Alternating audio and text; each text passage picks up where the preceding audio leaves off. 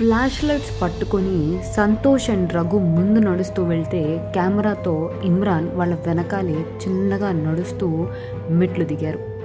ఒక్కసారిగా మెట్లు దిగిన తర్వాత అక్కడి నుంచి వచ్చిన దుర్వాసన, అక్కడ వాళ్ళు చూసిన విషయాలు వాళ్ళ మొఖాల్ని తెల్లబోయేలా చేశాయి.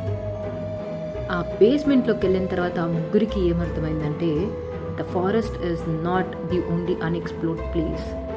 ఆ లోపల ఖచ్చితంగా ఎవరినో హత్య చేసి దానికి సంబంధించిన సాక్ష్యాలన్నీ అక్కడ పడేశారని చెప్పి వాళ్ళకి అర్థమైంది. అవన్నీ చూడగానే వాళ్ళ ముగ్గురి మనసులో ఒక్కటే మాట, ఇక్కడ ఇంత దారుణం చేసిన వాడికి ఖచ్చితంగా శిక్ష పడి తీరాలి అని అనుకుంటుండగానే రఘు అన్నాడు, మనం వీలైనంత తొందరగా ఇక్కడి నుంచి సిటీలోకి వెళ్ళి పోలీసుల్ని తీసుకురావాలి అని. వెంటనే ఒక్క క్షణం కూడా ఆలస్యం చేయకుండా సంతోష్, రఘు, ఇమ్రాన్ బేస్మెంట్లో నుంచి బయటకు వచ్చారు. కానీ వాళ్ళు ఎప్పుడైతే ట్రాప్ డోర్లో నుంచి బయట అడుగు పెట్టారో ఇంటి ముందు ఏదో ఒక వెహికల్ ఆగిన శబ్దం